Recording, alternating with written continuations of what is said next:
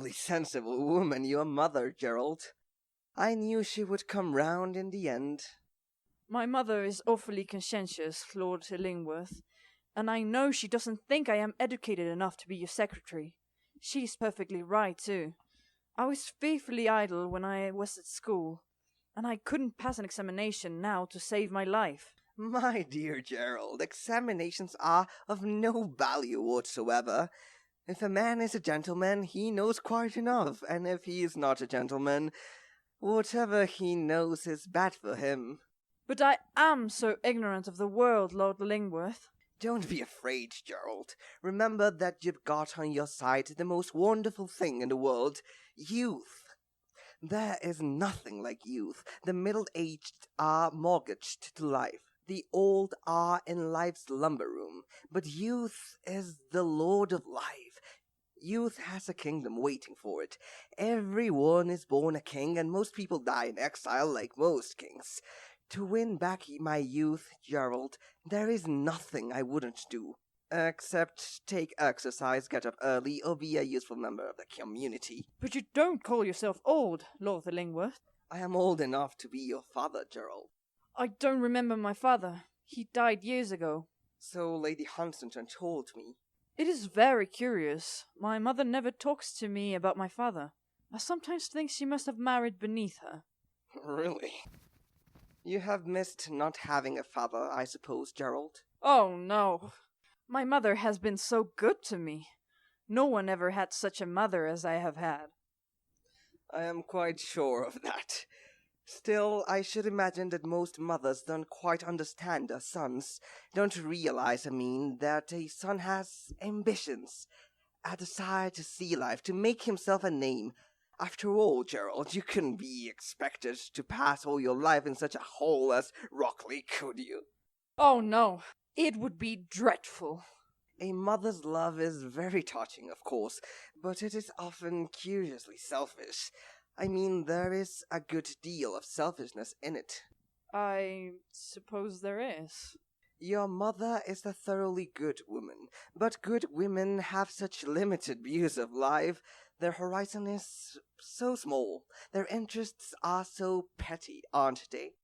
They are awfully interested, certainly, in things we don't care much about. I suppose your mother is very religious and that sort of thing? Oh, yes. She's always going to church. She is not modern, and to be modern is the only thing worth being nowadays. You want to be modern, don't you, Gerald? You want to know life as it really is, not to be put off with any old-fashioned theories about life. Well, what you have to do at present is simply to fit yourself for the best society. A man who can dominate a London dinner table can dominate the world. The future belongs to the dandy. It is the exquisites who are going to rule. I should like to wear nice things awfully, but I have always been told that a man should not think too much about his clothes. People nowadays are so absolutely superficial that they don't understand the philosophy of the superficial. By the way, Gerald, you should learn how to tie your tie better. Sentiment is all very well for the buttonhole, but the essential thing for a necktie is style. A well-tied tie is the first serious step in life. I might be able to learn how to tie a tie, Lord Illingworth, but I should never be able to talk as you do. I don't know how to talk. Oh, talk to every woman as if you loved her, and to every man as if he bought you. And at the end of your first season, you will have the reputation of possessing the most perfect social tact. But it is very difficult to get into society, isn't it? To get into the best society nowadays, one has either to feed people, amuse people, or shock people. That is all. I suppose society is wonderfully delightful. To be in it is merely a bore, but to be out of it simply a tragedy. Society is a necessary thing. No man has any real success in this world unless he has got women to back him, and women rule society. If you have not got women on your side, you are quite over. You might just as well be a barrister, or a stockbroker, or a journalist at once. It is very difficult to understand women, is it not? You should never try to understand them. Women are pictures. Men are problems. If you want to know what a woman really means, which, by the way, is always a dangerous thing to do, look at her, don't listen to her. But women are awfully clever, aren't they? One should always tell them so. But to the philosopher, my dear Gerald, women represent the triumph of matter over mind, just as men represent the triumph of mind over morals. How then can women have so much power as you say they have? The history of women is the history of the worst form of tyranny the world has ever known. The tyranny of the weak over the strong. It is the only tyranny that lasts. But haven't women got a refining influence? Nothing refines but the intellect. Still, there are many different kinds of women, aren't there? Only two kinds in society, the plain and the colored. But there are good women in society, aren't there? Far too many. But do you think women shouldn't be good? One should never tell them so. They'd all become good at once. Women are a fascinatingly willful sex. Every woman is a rebel, and usually in wild revolt against herself. You have never been married, Lord Illingworth, have you? Men marry because they are tired, women because they are curious. Both are disappointed. Don't you think one can be happy when one is married? Perfectly happy. But the happiness of a married man, my dear Gerald, depends on the people he has not married. But if one is in love? One should always be in love. That is the reason one should never marry. Love is a very wonderful thing, isn't it? When one is in love, one begins by deceiving oneself, and one ends by deceiving others. That is what the world calls a romance. But a really grande passion is comparatively rare nowadays. It is the privilege of people who have nothing to do. That is the one use of the idle classes in a country, and the only possible explanation of us Hartfords. Harfords, Lord Illingworth? That is my family name. You should study the peerage, Gerald. It is the one book a young man about town should know thoroughly, and it is the best thing in fiction the English have ever done. And now, Gerald, you are going into a perfectly new life with me, and I want you to know how to live. For the world has been made by fools that wise men should live in it. Ah, here you are, dear Lord Illingworth. Well, I suppose you have been telling our young friend, Gerald, what his new duties are to be, and giving him a great deal of good advice over a pleasant cigarette. I have been giving him the best of advice, Lady Huntington, and the best of cigarettes. I am so sorry I was not here to listen to you, but I suppose I am too old now to learn. Except from you, dear Archdeacon, when you are in your nice pulpit, but then I always know what you are going to say, so I don't feel alarmed. Ah, dear Mrs. Arbuthnot, do come and join us. Come, dear. Gerald has been having such a long talk with Lord Illingworth. I am sure you must feel very much flattered at the pleasant way in which everything has turned out for him. Let us sit down. And how is your beautiful embroidery going on? I am always at work, Lady Huntington. Mrs. Daubeny embroiders little too, doesn't she? She was very deft with her needle once, quite a Dorcas, but the gout has crippled her fingers a good deal. She has not touched the tambour frame for 9 or 10 years, but she has many other amusements. She is very much interested in her own health. Oh, that is always a nice distraction, is it not? Now, what are you talking about, Lord Illingworth? Do tell us. I was on the point of explaining to Gerald that the world has always laughed at its own tragedies, that being the only way in which it has been able to bear them, and that, consequently, whatever the world has treated seriously belongs to the comedy side of things. Now I am quite out of my depth. I usually am when Lord Illingworth says anything, and the Humane Society is most careless. They never rescue me. I am left to sink. I have a dim idea, dear Lord Illingworth, that you are always on the side of the sinners, and I know I always try to be on the side of the saints, but that is as far as I get. And after all, it may be merely the fancy of a drowning person. The only difference between the saint and the sinner is that every saint has a past, and every sinner has a future.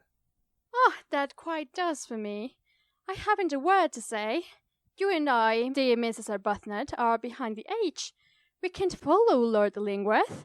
Too much care was taken with her education, I am afraid. To have been well brought up is a great drawback nowadays. It shuts one out from so much. I should be sorry to follow Lord Illingworth in any of his opinions. You are quite right, dear. Jane, have you seen John anywhere? You needn't be anxious about him, dear. He is with Lady Stutfield. I saw them some time ago in the yellow drawing-room. They seem quite happy together. You're not going, Caroline. Pray sit down. I think I had better look after John. It doesn't do to pay men so much attention, and Caroline has really nothing to be anxious about. Lady Stutfield is very sympathetic. She is just as sympathetic about one thing as she is about another. Beautiful nature. Oh, here is Sir John, and with Mrs. Allenby too. I suppose it was Mrs. Allenby I saw him with. Sir John, Caroline has been looking everywhere for you. We have been waiting for her in the music room, dear Lady Hustington. Oh, the music room, of course. I thought it was the yellow drawing room.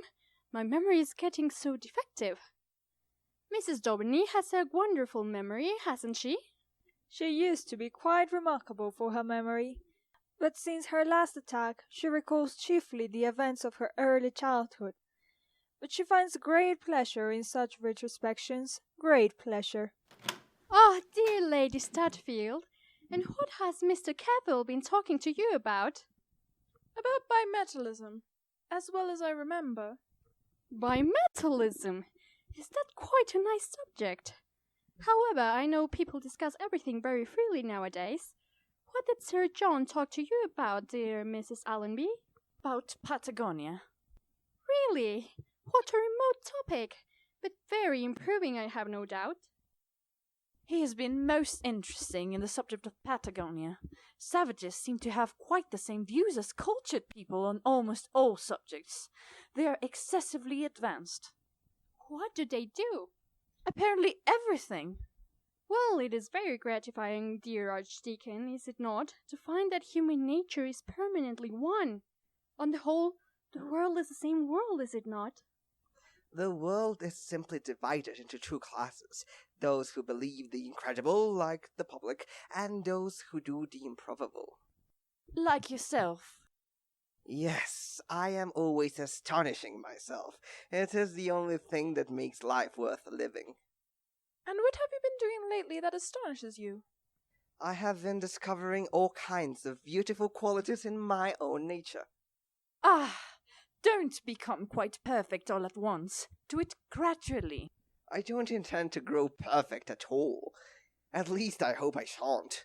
It would be most inconvenient. Women love us for our defects. If we have enough of them, they will forgive us everything, even our gigantic intellects. It is premature to ask us to forgive analysis. We forgive adoration. That is quite as much as should be expected from us. Oh, we women should forgive everything, shouldn't we, dear Mrs. Arbuthnot? I am sure you agree with me in that. I do not, Lady Hunstanton. I think there are many things women should never forgive. What sort of things? The ruin of another woman's life. Oh, those things are very sad, no doubt, but I believe there are admirable homes where people of that kind are looked after and reformed, and I think on the whole that the secret of life is to take things very, very easily. The secret of life is never to have an emotion that is unbecoming. The secret of life is to appreciate the pleasure of being terribly, terribly deceived. The secret of life is to resist temptation, Lady Stutfield. There is no secret of life. Life's aim, if it has one, is simply to be always looking for temptations. There are not nearly enough. I sometimes pass a whole day without coming across a single one. It is quite dreadful. It makes one so nervous about the future. I don't know how it is, dear Lord Illingworth, but everything you have said today seems to me excessively immoral. It has been most interesting listening to you. All thought is immoral. Its very essence is destruction. If you think of anything, you kill it. Nothing survives being thought of. I don't understand a word, Lord Illingworth, but I have no doubt it is all quite true. Personally, I have very little to reproach myself with on the score of thinking. I don't believe in women thinking too much. Women should think in moderation, as they should do all things in moderation. Moderation is a fatal thing, Lady Hunstanton. Nothing succeeds like excess. I hope I shall remember that. It sounds an admirable maxim. But I'm beginning to forget everything. It's a great misfortune. It is one of your most fascinating qualities, Lady Hunstanton. No woman should have a memory. Memory in a woman is the beginning of dowdiness. One can always tell from a woman's bonnet whether she has got a memory or not.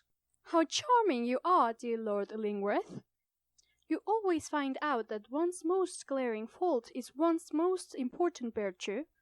You have the most comforting views of life. Dr. Dauburney's carriage? My dear Archdeacon, it is only 10:30. I'm afraid I must go, Lady Hunstanton. Tuesday is always one of Mrs. Dauburney's bad nights. Well, I won't keep you from her. I have told Farquhar to put a brace of partridge into the carriage. Mrs. Dauburney may fancy them. It is very kind of you, but Mrs. Dauburney never touches solids now. Lives entirely on jellies, but she is wonderfully cheerful, wonderfully cheerful. She has nothing to complain of. There is a beautiful moon tonight. Let us go and look at it. To look at anything that is inconstant is charming nowadays. You have your looking glass. It isn't kind, it merely shows me my wrinkles. Mine is better behaved. It never tells me the truth. Then it is in love with you. May I come too? Do, my dear boy. Gerald, What, mother? it is getting late. Let us go home. My dear mother, do let us wait a little longer. Lord Illingworth is so delightful. And by the way, mother, I have a great surprise for you. We are starting for India at the end of this month. Let us go home. If you really want to, of course, mother. But I must bid goodbye to Lord Illingworth first. I'll be back in 5 minutes. Let him leave me if he chooses, but not with him. Not with him. I couldn't bear it. What a lovely night it is, Mrs. Arbuthnot. Is it? Mrs. Arbuthnot, I wish you would let us be friends. You are so different from the other women here. When you came into the drawing room this evening, somehow, you brought with you a sense of what is good and pure in life. I have been foolish. There are things that are right to say, but that may be said at the wrong time, and to the wrong people. I heard what you said. I agree with it, Miss Worsley. I didn't know you had heard it, but I knew you would agree with me. A woman who has sinned should be punished, shouldn't she? Yes, She shouldn't be allowed to come into the society of good men and women, she should not. and the man should be punished in the same way. In the same way. And the children, if there are children, in the same way also? Yes, it is right that the sins of the parents should be visited on the children. It is a just law. It is God's law. It is one of God's terrible laws. You are distressed about your son leaving you, Mrs. Arbuthnot. Yes, Do you like him going away with Lord Illingworth? Of course, there is position, no doubt, and money. But position and money are not everything, are they? they are nothing. They bring misery. Then why do you let your son go with him? He wishes it himself. But if you asked him, he would stay, would he not? He has set his heart on going. He couldn't refuse you anything. He loves you too much. Ask him to stay. Let me send him in to you. He is on the terrace at this moment with Lord Illingworth. I heard them laughing together as I passed through the music room. Don't trouble, Miss Worsley. I can wait. It is of no consequence. No, I'll tell him you want him. Do ask him to stay. He won't come. I know he won't come. Mr. Arbuthnot, may I ask you, is Sir John anywhere on the terrace? No, Lady Caroline, he's not on the terrace.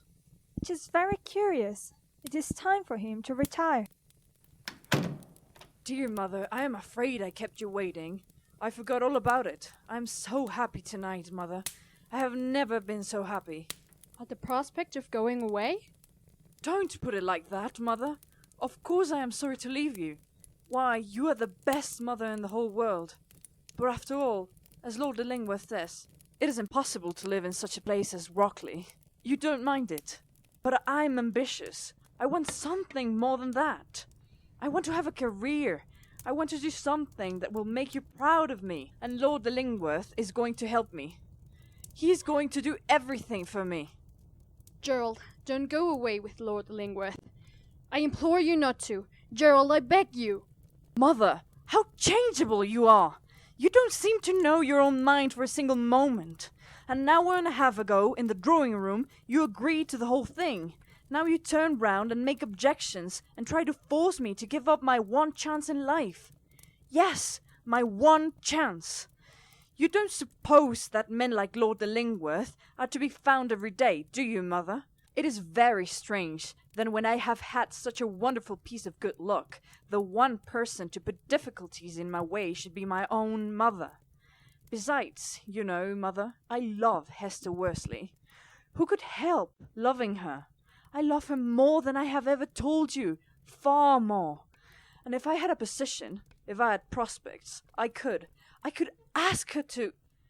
Don't you understand now, Mother, what it means to me to be Lord Illingworth's secretary? To start like that is to find a career ready for one, before one, waiting for one. If I were Lord Illingworth's secretary, I could ask Hester to be my wife. As a wretched bank clerk with 100 a year, it would be an impertinence. I fear you need have no hopes of Miss Worsley. I know her views on life. She has just told them to me. Then I have my ambition left, at any rate. That is something. I am glad I have that. You have always tried to crush my ambition, Mother, haven't you? You have told me that the world is a wicked place, that success is not worth having, that society is shallow, and all that sort of thing. Well, I don't believe it, Mother. I think the world must be delightful. I think society must be exquisite. I think success is a thing worth having. You have been wrong in all that you taught me, Mother. Quite wrong. Lord Illingworth is a successful man. He is a fashionable man. He is a man who lives in the world and for it. Well, I would give anything to be just like Lord Illingworth. I would sooner see you dead. Mother, what is your objection to Lord Illingworth? Tell me right out. What is it? He is a bad man. In what way bad? I don't understand what you mean. I will tell you. I suppose you think him bad because he doesn't believe the same things as you do. Well, men are different from women, Mother. It is natural that they should have different views. It is not what Lord Illingworth believes, or what he does not believe that makes him bad. It is what he is. Mother, is it something you know of him? Something you actually know? It is something I know. Something you are quite sure of? Quite sure of. How long have you known it? For 20 years. Is it fair to go back 20 years in any man's career? And what have you or I to do with Lord Illingworth's early life? What business is it of ours? What this man has been, he is now, and will be always. Mother, tell me what Lord Illingworth did. If he did anything shameful, I will not go away with him. Surely you know me well enough for that. Gerald, come near to me. Quite close to me, as you used to do when you were a little boy, when you were a mother's own boy. Gerald, there was a girl once. She was very young. She was a little over 18 at the time. George Harford, that was Lord Illingworth's name then. George Harford met her. She knew nothing about life. He knew everything. He made this girl love him. He made her love him so much that she left her father's house with him one morning. She loved him so much, and he had promised to marry her. He had solemnly promised to marry her, and she had believed him. She was very young and ignorant of what life really is. But he put the marriage off from week to week and month to month. She trusted in him all the while. She loved him. Before her child was born, for she had a child. She implored him for the child's sake to marry her, that the child might have a name, that her sin might not be visited on the child who was innocent. He refused. After the child was born, she left him, taking the child away, and her life was ruined, and her soul ruined, and all that was sweet and good and pure in her ruined also. She suffered terribly. She suffers now. She will always suffer. For her there is no joy, no peace, no atonement. She is a woman who drags a chain like a guilty thing. She is a woman who wears a mask like a thing that is a leper. The fire cannot purify her. The waters cannot quench her anguish. Nothing can heal her. No anodyne can give her sleep. No puppy's forgetfulness. She is lost. She is a lost soul. That is why I call Lord Lingworth a bad man. That is why I don't want my boy to be with him. My dear mother, it all sounds very tragic, of course. But I dare say the girl was just as much to blame as Lord Illingworth was. After all, would a really nice girl, a girl with any nice feelings at all, go away from her home with a man to whom she was not married, and live with him as his wife? No nice girl would. Gerald, I withdraw all my objections. You are at liberty to go away with Lord Lingworth, when and where you choose. Dear mother, I knew you wouldn't stand in my way. You are the best woman God ever made. And as for Lord Illingworth, I don't believe he is capable of anything infamous or base. I can't believe it of him. I can't. Let me go! Let me go! Oh, save me! Save me from him! From whom? He has insulted me, horribly insulted me. Save me! Who? Who is dead? Lord Illingworth, you have insulted the purest thing on God's earth, a thing as pure as my own mother. You have insulted the woman I love most in the world with my own mother. As there is a God in heaven, I will kill you. No, no! Don't hold me, mother. Don't hold me. I'll kill him. Gerald! Let me go, I say. Stop, Gerald! Stop! He is your own father!